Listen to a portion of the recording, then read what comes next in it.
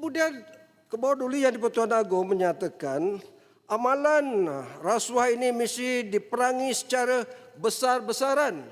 Ini memang seruan yang betul daripada raja kita. Kalau baginda tak bercakap, siapa lagi yang nak bercakap?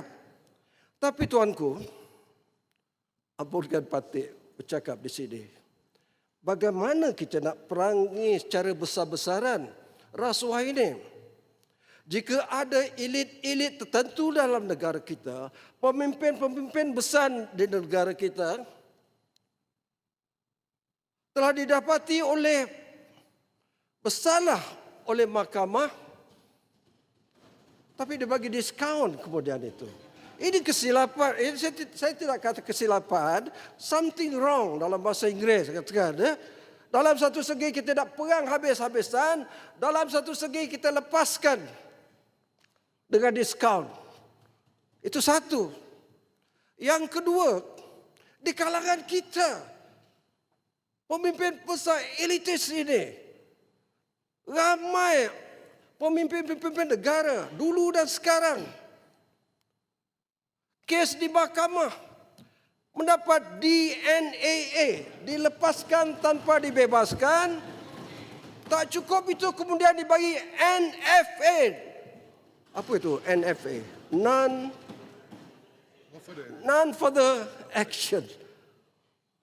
Jadi kesian kepada simpati saya kepada pegawai-pegawai SPRM yang gigih menyiasat.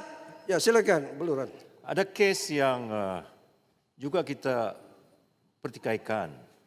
14 orang disiasat cari gali mineral di Sabah, hanya 2 yang dituduh di mahkamah. Yang 12 orang itu sekarang menjawat jawatan-jawatan yang tinggi dalam kerajaan negeri. Juga dilihat dalam fakta yang sama, rakaman sama, peralatan sama, perakam orang yang merakam sama. Tetapi hanya 2 yang boleh dituduh di mahkamah. Yang ini masukkan dalam perbahasan, Yang Amat. Ya, terima kasih YB Beluran. Saya akan jawab celahan daripada YB Beluran. Sabor sebelah. Apa yang YB Beluran cakap itu betul. Iaitu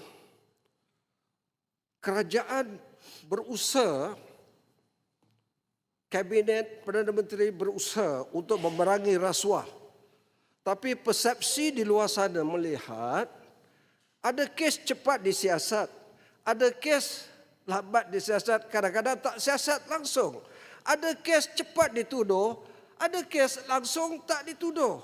Dan kadang-kadang saya pun merasa saya di pihak kerajaan. Yang bukan kerajaan itu agak cepat sikit. Tapi kalau yang di pihak yang bukan kerajaan itu cepat penyiasatan. Tapi kalau di pihak kerajaan ini lambat sedikit.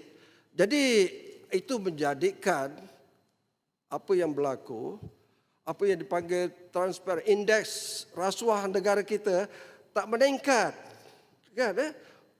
Satu segi buat, satu segi lagi kita tidak buat. Tapi dalam hal begini, YB Beluran, nak salahkan kerajaan saja pun tak adil juga. Saya ambil satu contoh ni.